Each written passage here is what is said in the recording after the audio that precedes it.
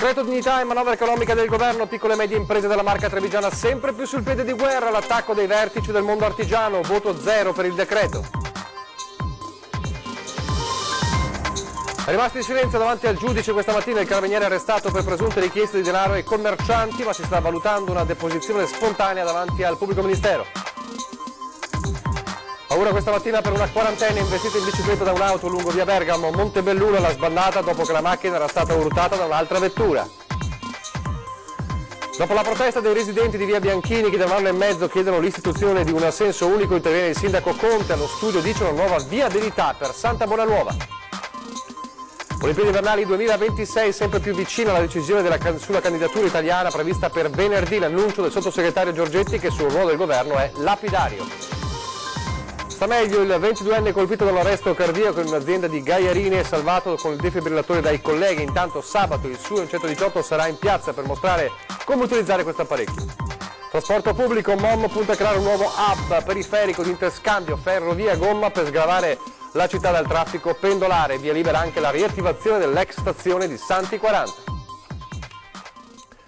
Telespettatori di Antena 3, buonasera e ben ritrovati. L'edizione trevigiana dei nostri telegiornali e c'è l'economia in primo piano. L'occasione è stata la presentazione 2 sere fa agli associati, l'illustrazione meglio delle norme del decreto dignità da parte dei vertici di Confartigianato Marca Trevigiana. Le reazioni non si sono fatte attendere, reazioni forti da parte degli associati perché il decreto dignità non piace e continua a non piacere alla categoria che oggi dà un altro affondo al governo e conferma di essere davvero sul piede di guerra.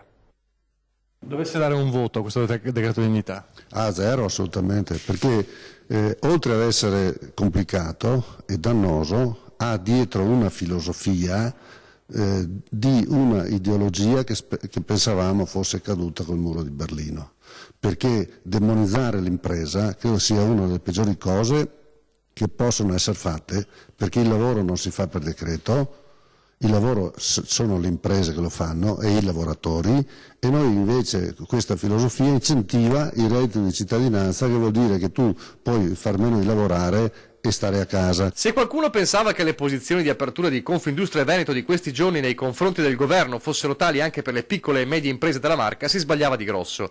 Il voto zero di Confartigianato è per un decreto di dignità che ha gli stessi effetti della benzina sul fuoco. 2 sere fa i vertici della categoria hanno incontrato gli associati in una riunione per spiegare punto per punto ogni passaggio del decreto.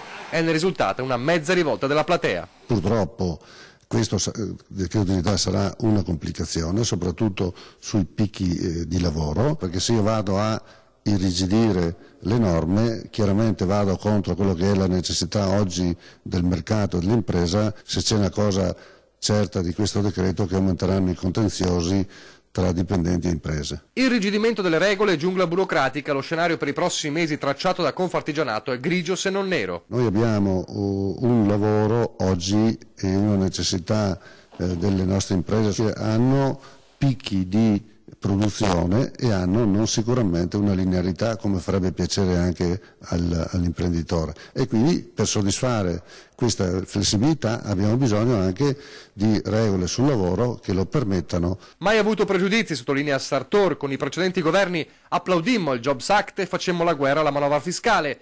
Qui si giudicano i fatti, dice, così come mentre siamo alle porte di una legge di stabilità ricca di polemiche, le piccole e medie imprese intravedono anche elementi positivi. Ed è chiaro che se ci fosse un inserimento di questa pressione fiscale minore, di una semplificazione per la microimpresa, questo sarebbe un elemento del quale daremmo il nostro assenso, anzi diremmo: caro governo, mi pare che stai facendo bene. Resta un decreto dignità che fa perdere il sonno a molti tra confusione e rischi di perdersi nel ginepraio di norme. Anche le norme non sono ancora chiare e speriamo che nei prossimi giorni esca questa circolare, perché ci sono delle scadenze entro il 31 di ottobre che vorremmo fossero applicate in maniera corretta.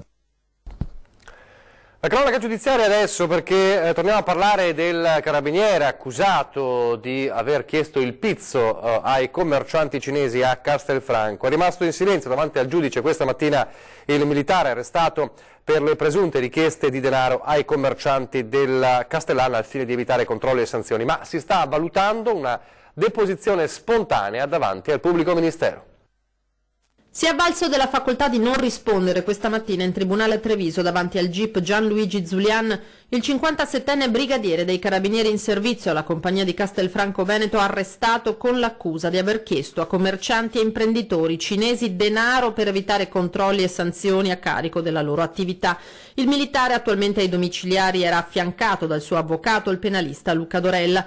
Di fronte al giudice che ha firmato l'ordinanza di custodia cautelare, il brigadiere ha preferito rimanere in silenzio. I difensori, Dorella e il collega di Vicenza, Lucio Zarantonello, stanno valutando se far rilasciare delle dichiarazioni al loro assistito direttamente di fronte al pubblico ministero Davide Romanelli, che ha condotto l'indagine, anche perché il 57enne si sarebbe dimostrato volenteroso di chiarire la sua posizione, che resta molto delicata. Dal terzo piano di Palazzo di Giustizia sono convinti di aver raccolto a suo carico elementi significativi, come ha confermato lo stesso procuratore della Repubblica Michele Dalla Costa. Crediamo di avere degli elementi validi nei confronti della persona. Noi siamo abbastanza tranquilli, nel senso che riteniamo di avere le carte in regola per poter chiedere quello che abbiamo chiesto e ottenuto dal giudice. Al brigadiere vengono contestati quasi una trentina di episodi. Se decidesse di rilasciare una deposizione spontanea lo farà nelle prossime settimane. La misura nei suoi confronti non cambia, rimane agli arresti domiciliari, mentre le indagini proseguono a carico suo e degli altri 3 colleghi iscritti nel registro degli indagati. Adesso torniamo a parlare del rogo nel campo nomadi di Riese Pio X, con la esclusione certa di un atto doloso. È infatti stato un cortocircuito a scatenare l'inferno di fiamme che ha distrutto completamente una roulotte e danneggiato altri 2 caravan all'interno del campo giostrai di via Aurelia a Riese. A confermarlo gli investigatori: l'incendio è partito dal mezzo completamente distrutto, dove da una ventina di giorni fortunatamente non abitava più nessuno, quindi è stata esclusa in maniera accertata l'ipotesi eventuale dolosa di questo, che è stata davvero una tragedia sfiorata. Torniamo a parlare adesso della gestione dei migranti della Marca trevigiana. È un dibattito aperto da settimane, da quando cioè ai nostri microfoni il prefetto di Treviso aveva parlato dell'ipotesi di chiudere i centri migranti, prima di Oderzo e poi della ex Serena tra Treviso e Casier, vista la diminuzione sempre maggiore di migranti presenti. Abbiamo sentito oggi il sindaco di Casier, Miriam Gioiati, su questo tema.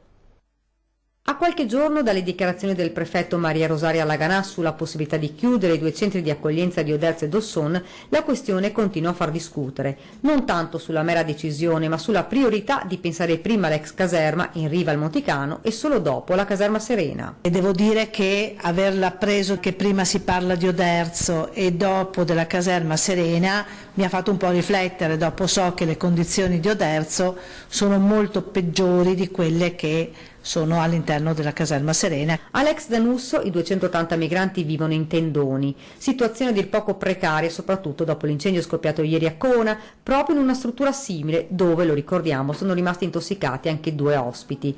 Condizione al limite e pericolosa anche a Oderzo, quindi con la necessità di trovare una soluzione quanto prima. Di tempistiche per le possibili chiusure non se ne parla ancora. Ma io intanto, guardi, non voglio essere pessimista, ma voglio capire quando saranno i tempi. Non la vedo così domani mattina si chiude. Anche il sindaco di Treviso in campagna elettorale aveva detto sì, si chiude, e poi alla fine anche lui ha chiesto di avere gli educatori come ce li abbiamo noi da 2 anni, gli educatori nei parchi e nelle strade, di avere i lavori socialmente utili. Fra i problemi rimane ovviamente quello dei migranti che hanno ottenuto lo status. Quello è il grosso problema, ma l'abbiamo evidenziato io credo ormai dal 2017, dal 2015, quando sono arrivati i primi, è stato uno dei primi problemi che abbiamo posto per il nostro territorio. Chi ce l'ha e chi non ce l'ha, cosa facciamo poi di queste persone? Sull'ipotetica chiusura il sindaco non ha dubbi, questo va bene, termina, perché una situazione così non può durare a lungo, anche se con il tempo si è abbassato il numero degli ospiti della Serena,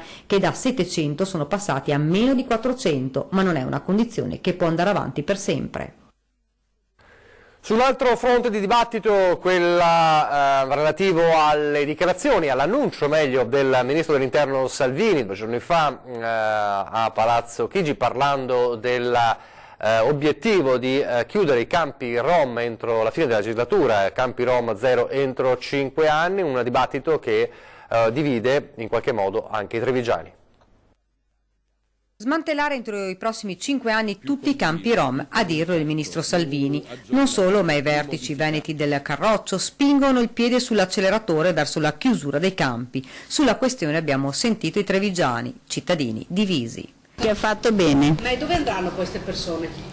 Andranno ai loro paesi, torneranno ai loro paesi sicuramente. Ma secondo me è giusto, anche perché visto le condizioni anche in cui vivono e tutto il resto che ne consegue, penso che sia anche giusto magari un po' alla volta o li dà una sistemazione o se no che tornino a casa propria, dove forse starebbero anche meglio secondo me. Secondo me non è corretto, o almeno bisogna destinarli in un'altra zona, dando delle case a questi rom, perché non è giusto che vadano in mezzo alla strada. Ovviamente nel caso di un'azione di questo tipo bisogna anche prevedere delle soluzioni alternative. Ma se per qualcuno è giusto chiudere i campi, altri chiedono una soluzione abitativa alternativa per i nomadi. Chiudere i campi rom non so fino a che punto possa essere, però una regolarizzazione ci vorrebbe, perché comunque non vivono in modo decente e civile sicuramente i rom. L'ideale sarebbe non tanto chiudere i campi rom quanto in realtà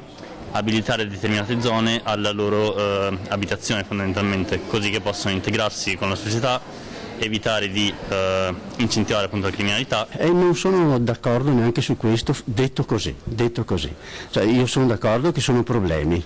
Cioè, è stupido dire che non è un problema lo straniero, il rom, eccetera, questo è stupido, però il modo di affrontarlo non mi pare quello migliore. Poi la chiusura bisognerebbe poi trovare una locazione dove va. Certo, chiudi, crei un altro problema. Ha creato in questi giorni scalpore, è arrivato l'eco terribile della vicenda del bambino di 8 anni travolto da uno scuolabus a San Martino di Lupari. Ha raggiunto anche la Marca, dicevamo, in questi giorni, perché come sappiamo l'autista che l'ha travolto con il mezzo pesante lavora per una ditta della Marca trevigiana, come sappiamo anche a livello di indagine è stato prosciolto da qualsiasi accusa, insomma una tragica fatalità, e oggi il saluto commosso a questo bimbo sfortunato.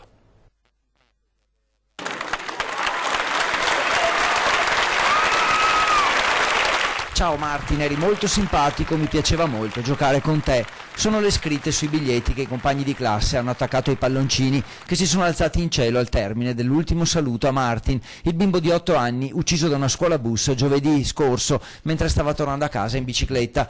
Nel Duomo di San Martino di Lupari, pieno di gente, i genitori distrutti dal dolore, con la madre che si trovava a pochi metri dal piccolo quando è accaduta la tragedia e che è rimasta ricoverata in ospedale alcuni giorni per lo shock, ma anche tante autorità, dal sindaco al comandante dei carabinieri. Don Lino nella sua omelia si è rivolto agli adulti ma anche ai bambini. Gesù invita al silenzio, ha detto, per evitare di fare domande pericolose. Ci dice di non avere paura, che non ci lascia mai soli. E rivolto ai bimbi, Don Lino afferma che Martin può essere una guida, buono e sensibile com'era, sarà una stella luminosa nel cielo. Domande che appesantiscono noi adulti quando ci sono poste soprattutto dai bambini e dai ragazzi.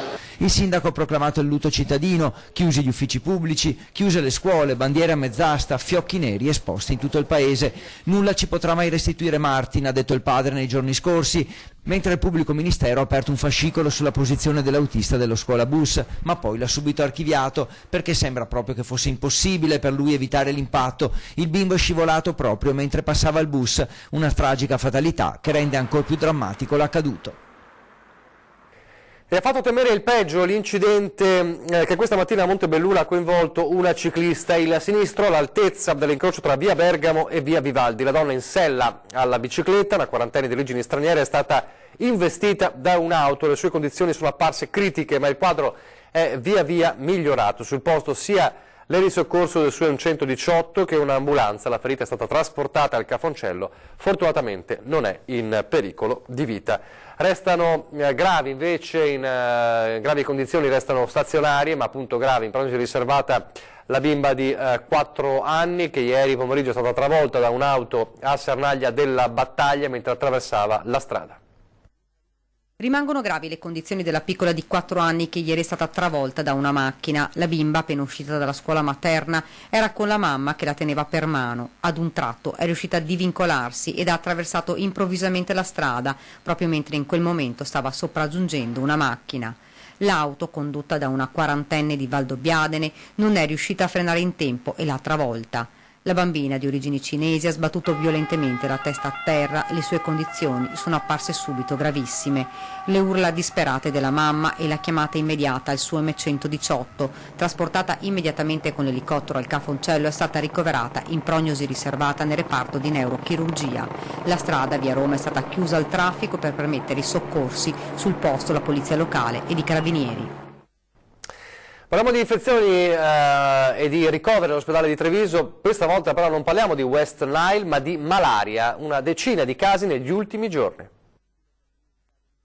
Non solo i casi di febbre del Nilo che si sono moltiplicati nel corso dell'estate, ora per il reparto di malattie infettive dell'ospedale Cafoncello di Treviso anche 10 casi di malaria concentrati in pochi giorni.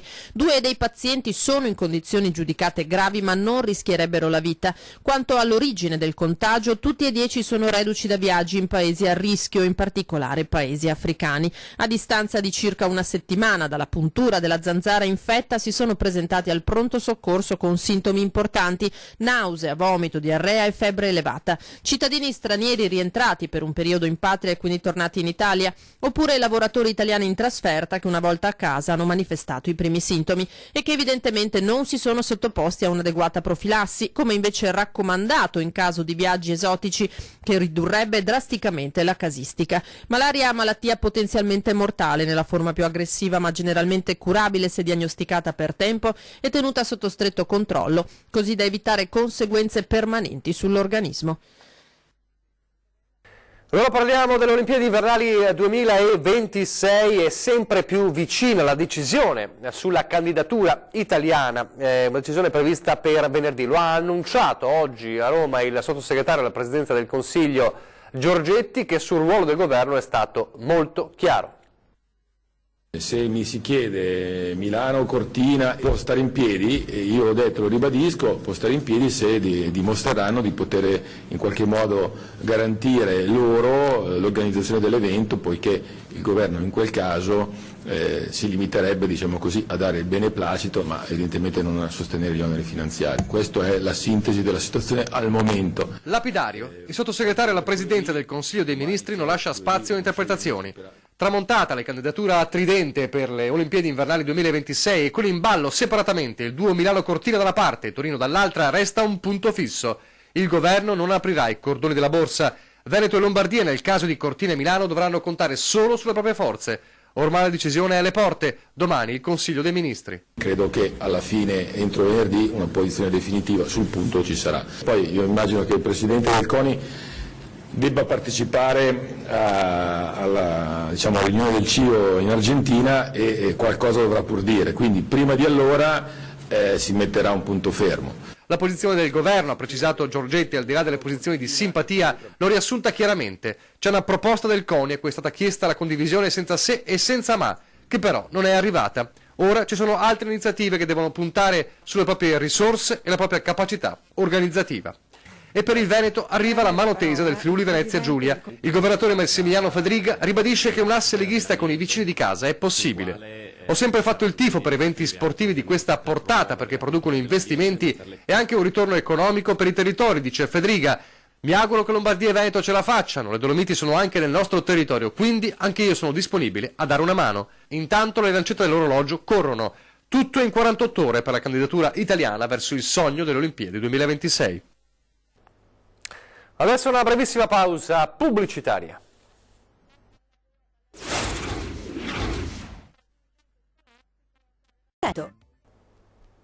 Rieccoci in studio in diretta, ripartiamo lo dico d'antena, ripartiamo dalla rubrica dedicata alle vostre segnalazioni, perché si erano rivolti a noi, proprio grazie, lo dico ad antenna, i residenti di via Bianchini a Santabona. Siamo quindi a Treviso, residenti che da 1 anno e mezzo chiedono al comune di trasformare la loro stradina in senso unico per una questione di sicurezza e di viabilità. Ebbene, siamo andati dal sindaco di Treviso, Mario Conte, che si è detto pronto a incontrarli. Sentiamo.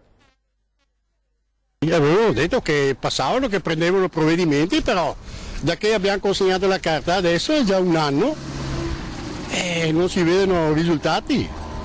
E allora noi abbiamo chiamato voi perché ci date un po' di voce in più, insomma. Nei giorni scorsi avevamo raccolto la protesta dei residenti di via Bianchini, laterali di via Santa Bonanuova, a Treviso, strada di palazzi popolari tornati a essere abitati dopo le ristrutturazioni degli ultimi anni.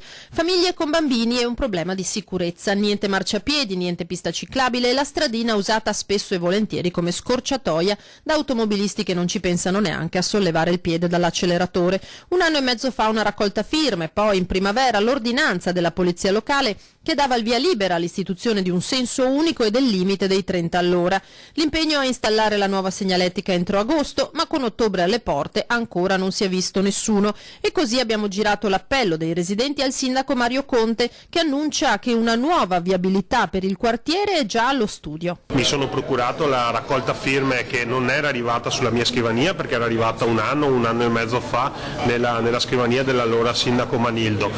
Via Bianchini comunque noi abbiamo ben chiaro qual è la problematica e stiamo tra l'altro studiando una progettazione di una nuova viabilità che prenderà anche in considerazione via del Galletto e in parte via Ronchese, quindi ci stiamo studiando, stiamo lavorando e ho piacere di andare a incontrare i residenti per ascoltare le loro esigenze e le loro proposte da poter integrare il nostro progetto. Lo dico all'antenna dunque per segnalare i vostri problemi, le vostre richieste, le esigenze agli amministratori, ma non solo a loro. Come sempre i riferimenti li vedete in sovraimpressione, redazione @antena3.it per scrivere una mail, 0422 023 0898 per lasciare un messaggio in segreteria, 351 175 5340 per sms e WhatsApp. Adesso una buona notizia perché sta meglio, il 22enne è colto da un arresto cardiaco l'altro ieri in un'azienda di Gaierine e salvato, come abbiamo raccontato, dall'intervento dei colleghi che gli hanno praticato il massaggio cardiaco in attesa che sul posto arrivasse l'ambulanza del 118. E proprio il suo sabato, per l'intera giornata di questo sabato dalle 9 alle 18, sarà con un proprio gazebo in piazza Aldo Moro a Treviso, con l'iniziativa Insieme facciamo battere il cuore, con materiale informativo sull'uso del defibrillatore, apparecchio di cui la città è fornita in vari punti. Ci saranno anche previste sabato prove pratiche sui manichini delle manovre rianimatorie cardiopolmonari, quindi appuntamento importante per chi vuole sapere come si usa. Come abbiamo visto, il defibrillatore salva la vita, come nel caso di Gaierine. Adesso il trasporto pubblico, sempre a Treviso, con MOM che punta a creare un nuovo hub periferico di interscambio ferrovia-gomma per sgavare la città dal traffico pendolare. E via libera anche da Rete Ferroviaria Italiana la riattivazione dell'ex stazione di Santi 40, ritenuta strategica. Ci vorrà al massimo 12 mesi, ma avremo una infrastruttura che è la seconda stazioncina di Treviso. Riattivazione dell'ex stazione ferroviaria di Porta Santi 40. È soddisfatto il presidente di MOM Giacomo Colladon dell'incontro avuto a Venezia con Regione, Trenitalia e Rete Ferroviaria Italiana. Dopo il recupero dello scalo di Lancenigo e l'attivazione dell'hub per gli autobus extraurbani alla Madonnina, l'azienda di trasporti punta a sgravare la stazione centrale di una quota di studenti e lavoratori, dando nuova vita all'ex stazioncina da collegare a centro città e poli scolastici. È emerso che bisogna fare degli interventi strutturali, anche di una certa importanza, anche di un certo valore, e quindi quella stazioncina là deve essere una stazioncina che eventualmente deve riguardare non solo gli studenti, ma deve riguardare proprio un assetto diverso della riorganizzazione della città. L'investimento è un investimento importante che lo farà, non so se RFI o l'infrastruttura della regione, ma deve avere un contesto molto più ampio in termini di utenza. Di questo fatto faremo presente all'amministrazione comunale, che dovrà ovviamente prendere le decisioni che vorrà. Sarebbe Rete Ferroviaria a dover eseguire l'intervento e la prima reazione è comunque positiva. La fattibilità tecnica è stata confermata, quanto a quella politica l'ex stazioncina si trova in un punto strategico, vicino a Tribunale e cittadella delle istituzioni, e potrebbe contribuire in maniera importante a liberare il centro da parte del traffico e dell'inquinamento che lo attanagliano. Necessari interventi a scambi e binari su 2 linee, la Feltre Montebelluna e la Vicenza Castelfranco, ma anche un sottopasso. Ora la palla passa al Comune. Io devo incontrarmi col sindaco la prossima settimana per problemi trasportistici, gli farò presente anche che c'è questa possibilità e questa soluzione. Proprio il sindaco di Treviso, riecheggiato dalle parole del presidente di MOM, è ospite questa sera di 20:10, fra pochissimo, quindi puntata da non perdere. Mario Conte con Ferdinando Avarino, l'altro ospite Stefano Busolin, il presidente di Ascotrade, alle 20:10. Poi alle 20:50, al termine della nostra programmazione di 20:10, al termine dell'edizione Flash del Veneto, ci sarà la grande prima serata di sport con Qui Studio A Voi Stadio, e quindi per seguire in diretta il campionato di calcio, da non perdere nemmeno questo appuntamento. È davvero tutto, vi lascio alle previsioni del tempo, grazie per averci seguito e arrivederci.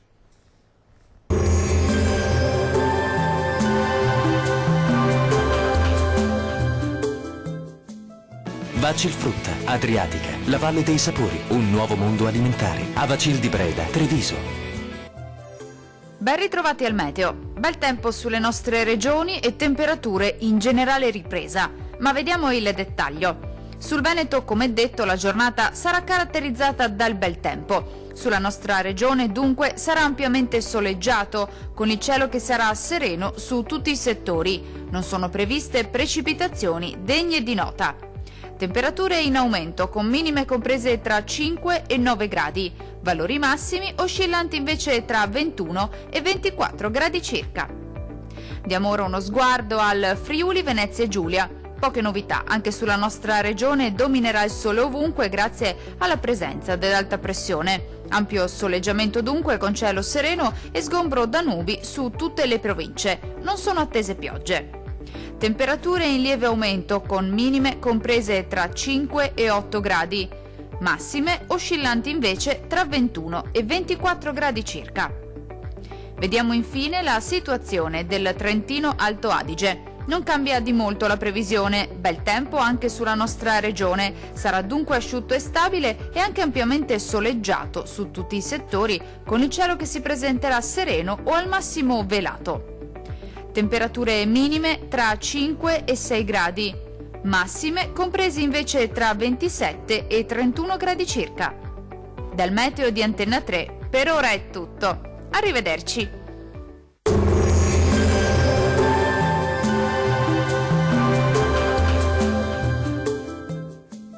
Vacil Frutta, Adriatica, la Valle dei Sapori, un nuovo mondo alimentare. Avacil di Breda, Treviso.